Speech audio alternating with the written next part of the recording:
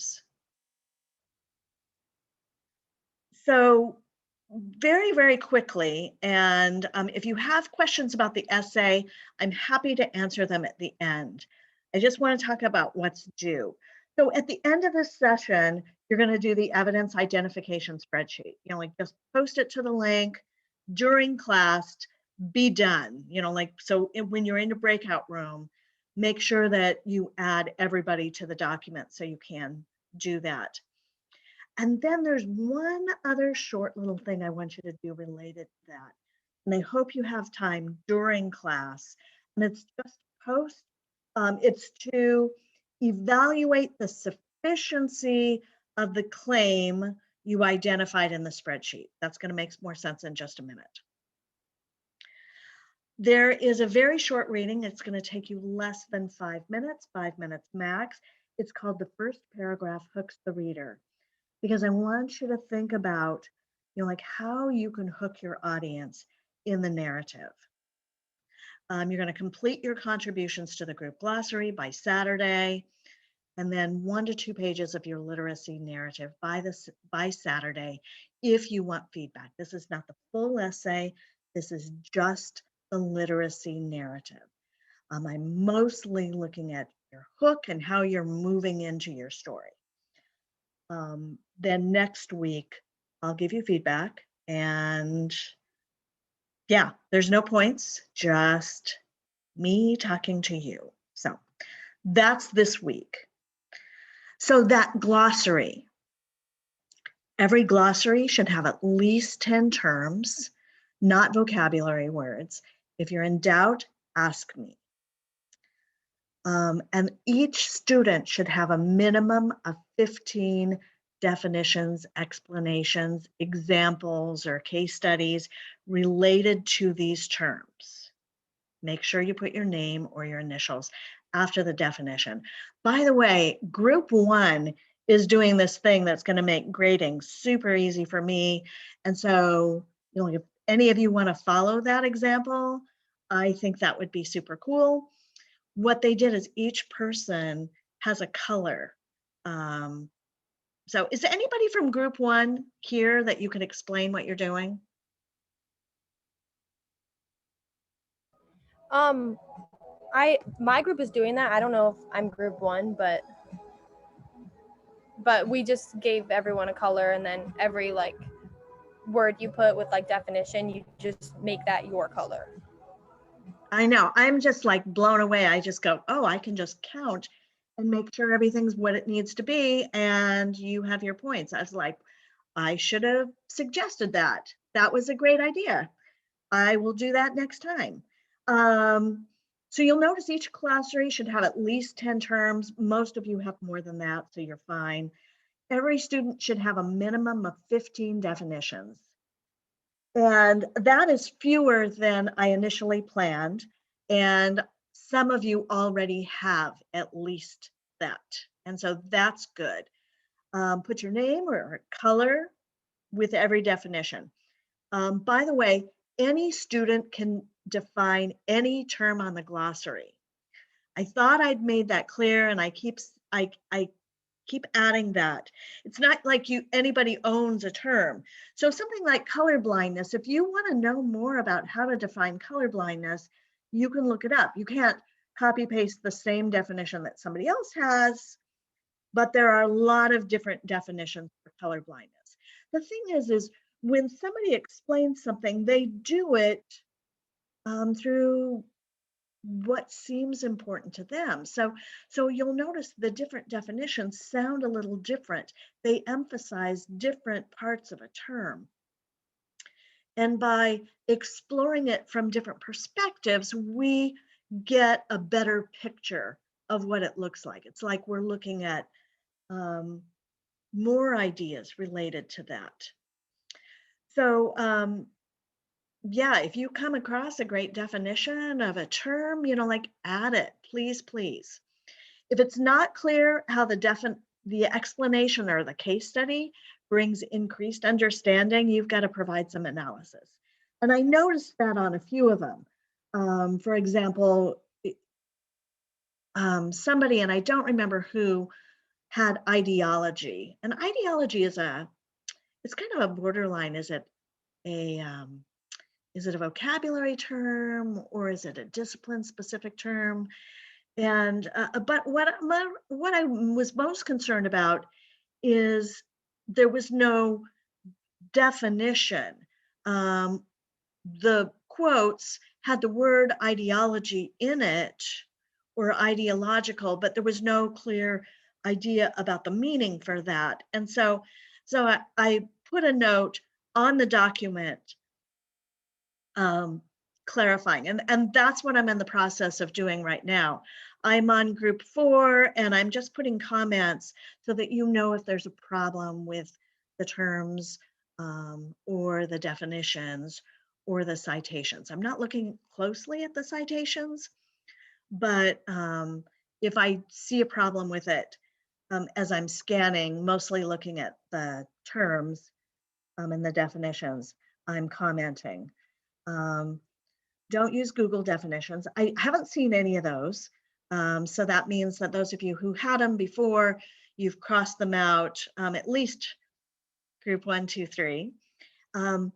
The MLA 8 citations, I know last time I looked, they were problematic. And when you had the library sample, they were problematic. And so what I did for this week's module is I added a short slide deck that talked about citations. Just because it comes from the library doesn't mean it's correct. But so take a look at it, because you will be responsible for making sure your citation is correct. And I also put some information in there about in-text documentation or in-text citation. Questions on this? How am I grading this? You'll notice it's down to 15 terms, so that becomes 2 points per definition that you have. Make sure the citation is correct. Make sure you're not defining vocabulary terms. Make sure you're actually defining or explaining and not just including a quotation with a word inside of it. And that you have in-text documentation. So you'll lose a little bit, like not a full point for any of those things, but like could add up, because I just want to give you points. And I know these are hard assignments. Your group should be alphabetizing the terms. And if each of you, like rearranged, you'd be able to get that done pretty quickly as a shared responsibility. But you will lose 3 points, all of you, if your terms are not alphabetized. So, like talk to each other, message each other on that. Yeah, Emma, did you have a question? Yes. So you want 15 different terms per No, person? Okay. no. Every glossary should have, see, the terms don't belong to anybody. And so so 15 different definitions from each person? Yes. So every glossary should have at least 10 terms, and I haven't seen one that didn't. But every student should have at least 15 definitions, each student. Also, for the works cited, I wasn't sure how to format it. I just put like the citation under the term that I did. Do you think we should do that, or just have it all on one page at the end? I thought about having it all one page at the end, and I really just make it easy by, that would have been pedagogically, that would have made sense, but it would have given you all practice, but just put it right underneath your definition. That's totally fine. And you don't have to do one for Barone and Grimm, but you should do one for navigating conversational terms. I know, so many little things. Emma, it would have been way easier if I just said, hey, let's build a works cited page. Great practice, but. Also, for the in-text documentation, is that only if it's a book, because books have pages, or is that for like if it's an article too? If there are page numbers, you should use page numbers. But if there's none, it's just the last name, right? If there are none, there are With MLA, if there are no page numbers, there is no in-text documentation. I know, it's just not. So navigating conversational terms, there is no print copy of that journal. Therefore, there are no page numbers. There's no PDF you can download. But with Barone and Grimm, there are page numbers. And so you should use page numbers. Some of the encyclopedias have page numbers, and you should use those page numbers. Some of them do not. And so it's if it's there, use it. Any other questions on the glossary?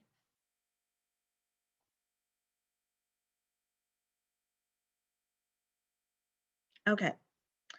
So submitting the glossary, every student is going to have, I mean, up until now, one person has submitted it. It works great. I send out notes to everybody. Easy for you, easy for me. But now you're going to get a grade, and you're getting an individual grade. It is not a group grade. So each one of you is going to have to submit the glossary to get credit. You can submit the URL for the Google Doc. You can submit a PDF of the spreadsheet it's not a spreadsheet. You can submit a PDF of the glossary, but don't copy paste your contributions or separate them into a separate assignment. I want to see everything all together. So, does that make sense? Yes. Okay. So I think next week we have two, like Tuesday is a rest and relaxation day. Wednesday is Cesar Chavez Day. I gave you Monday off because I felt bad that you don't have spring break. So that's the first part of the week. There are two things that are due. One of them is an assignment about integrating quotations into an essay.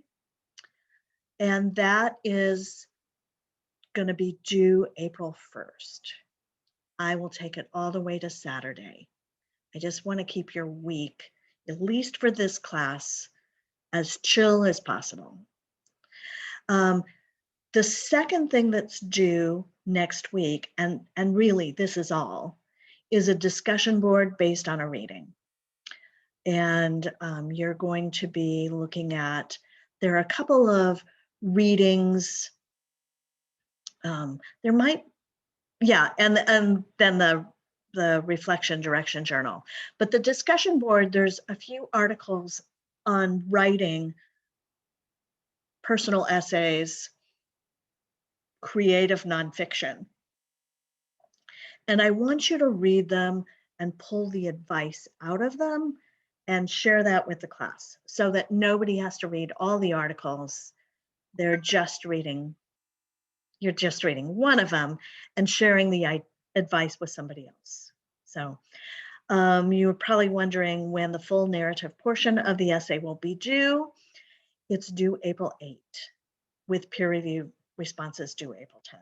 We're writing in stages, and yeah, it'll all be good. Okay, so if you have questions about the essay, we can ask it now. But what I want to talk about right now is this chart that you're going to be working on for the next 18, 17 minutes. So if you go to this Google folder, what you will see is this list. You have access to addressing racial diversity in a writing center. You also have access to Ruggiero's What is Evidence? That's the important thing. This is the chart that you're going to work on. There's a space for a claim from the text. You're going to have to see what is the thing that your authors want you to believe? What is the assertion they're making? What is the evidence? Just a short description of the evidence from the text, and then the type of evidence it is. And then using Ruggiero, what kinds of questions could you ask? I actually did this as an example for you. It's sort of color-coded because they introduce a claim the same way. So this is the claim. It could have been worded another way. And this is the introduction that I analyzed. Students of color feel like they can't say what they're thinking in the classroom. And we could even say, because color blindness can hide the effects students of color experience. Those two ideas link. It's like, here's the thing because this, and then here's the evidence. And you'll notice I've got the narrative of Barron's experience working with a Black writing coach, and the type of evidence is personal experience. And then you can see the questions there. These are from Ruggiero. Is this event typical or unique? Is there only one example? And based on my experience talking to students, or maybe some of your experiences, this is not typical or unique. There are many examples. So, but we want to think, what questions can we ask? And then here's some other evidence they provide. The definition of an involuntary minority, and that would be expert opinion. And here are the questions that we might ask of an expert opinion. You know, like, what are Ogbu's credentials? Does he have specific expertise on the issue? Are there references to current research? Was he paid? Do other authorities agree with this view? And, you know, like, we're not looking at that specifically, but we want to know, you know, like, what evidence, what questions could we ask? She offers a quotation from Lauren Johnson Black, and then expert opinion. And then there's a longer quotation from Black and expert opinion. And then we're still asking, what are Black's credentials? And then there's a quotation from Stephen North, expert opinion, what are North's credentials? And then there is one other claim right at the end, and that is that writing scholars are pushing back against real and imagined limitations on the Writing Center. And there's a quote, there's expert opinion, citations, but no quote, quotes and definitions from Kalantzis and Cope, expert opinion, and then there's this claim that racism still exists in the US, a quote from Omi and Winant, expert opinion. So, you know, like, there's tons of evidence in that introduction. So let me put you in your rooms. Questions about that chart? Oh, let me show you one more thing really, really quickly. So if you pull this chart up, you won't be able to write on it. But what you can do to write on it is you can click make a copy, and you'll be able to just click OK. And now you'll be able to write on it. You'll have to share it with everybody, but let's say I was going to share this with, it's really easy to type in somebody's name, Avery, and Avery's name pops up, and I can just click share. So, and she's an editor. Okay, let me get out of here, stop share, put you in rooms.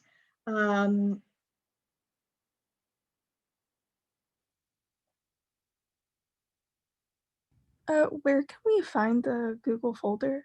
Oh, let me,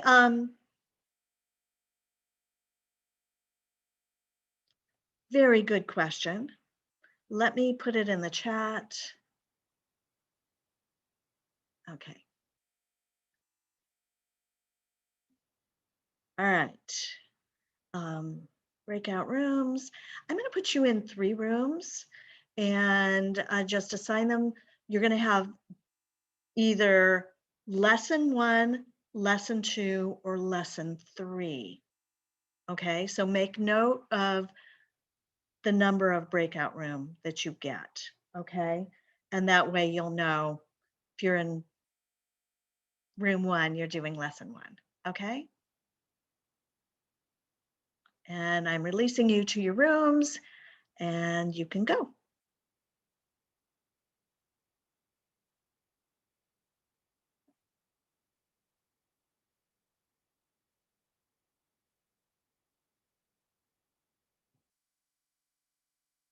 And okay, I'd love to look at one of your spreadsheets. Who's a volunteer? Group 1, 2, 3.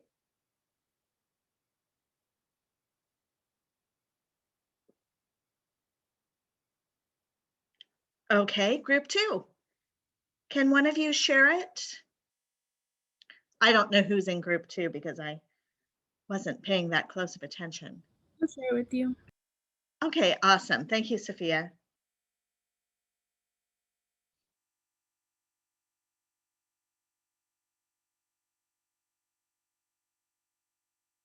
No, I mean share it with the class. You know, like just, do you know how to share screen?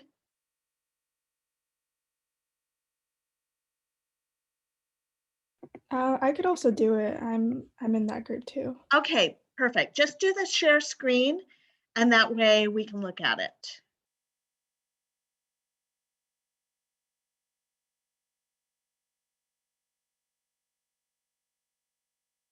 I also only did one.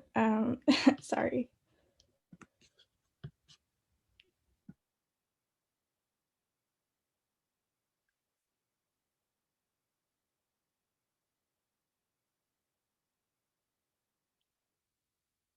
Okay, so we're looking at this. Did you all create the same document or were you working on separate documents? This is all of our. Okay, Yeah. so you have finding someone with similar commitments provides motivation and mutual guidance. That was much nicer said than when we were talking in the breakout room. And they described their relationship when working in the project in the Writing Center. And that is personal experience. And then you've got the questions. Perfect. I'm gonna take a look at the lesson 2. Lesson 2. Can you stop your share, Hannah? And then I will go over to the other page and we'll take a look and see if we can find any other evidence here. So we've got this story, their relationship, they're talking back and forth with each other. And so there's a lot of description in here.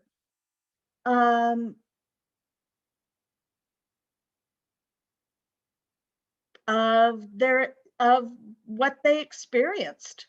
And that is all there is. That's it. There is only personal experience. Let's talk about Hannah, that was it. Perfectly done. I know there's not much there, and that's probably leaving you feeling like it wasn't enough, but it was enough. So let's ask these questions that Barone and Grimm are always asking. Or not Barone and Grimm, that Ruggiero asks. Is the evidence sufficient? Is it enough to support the claim? That's what that question means. Evidence is sufficient when it permits a judgment to be made with certainty. Okay. If certainty is unattainable, evidence is sufficient if one view of the issue has been shown to have the force of probability, and otherwise it's insufficient. So let's go back to this idea. The questions we ask of personal experience include, is this unique? Does it happen in other cases? It's personal experience. You know, like we can't argue that it worked for them, but they're saying this will work for everybody. What do you think? Is the evidence sufficient to support the claim? Let's just talk.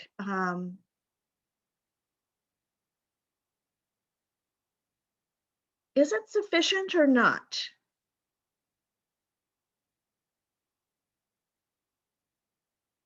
And why?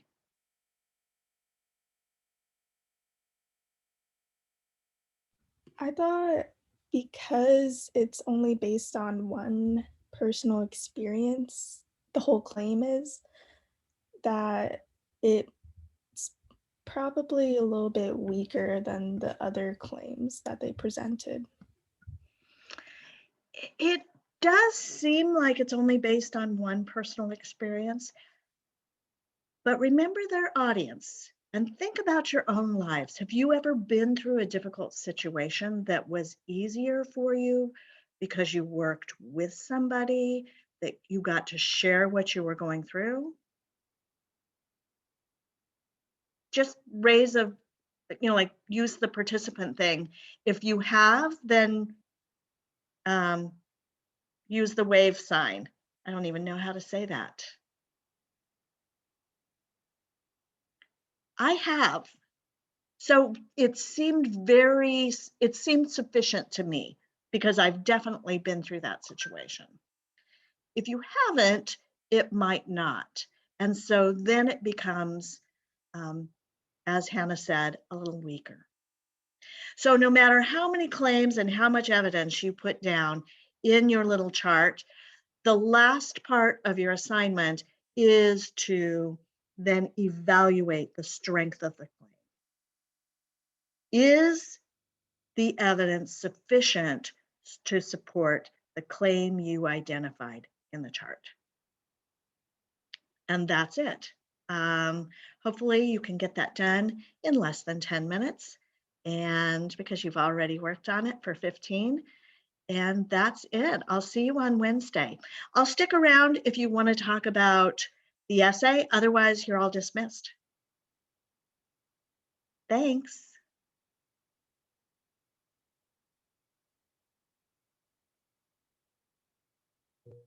Hi, I have a question about the essay. Sure. So are we supposed to use like a personal narrative that supports the prompt as our entire paper, or is that just like an element of the essay? So there's two basic parts to this essay. One is a personal narrative that answers a question. So it might be, what does literacy mean to me? Or what barriers were set up to help me, to prevent me from obtaining literacy? And like Callie Linford did, if you've watched the brainstorming video, and I think you did, Avery, she doesn't choose the most obvious answers. Yeah. Really thinks through to tell a compelling story. Remember, your audience is other students just like you. What's going to be interesting for them? Okay. That is the first part of your essay, and probably the longest part of your essay. Okay. And so we can use like a personal narrative of like a story that shows how like literacy is survival for me? Yeah. And it might be more than one story. Okay. Definitely Callie Linford tells a few short narratives in her literacy narrative. Yeah. Stories that her parents told, her mother told her, her grandmother told her, that she saw on the news, and then of course her own story of wrestling with literacy. Yeah. Okay, perfect. Thank you. Sure. Emma, another question? Yeah, I'm just trying to like get an idea of what I'm going to do for my essay. So the first part is telling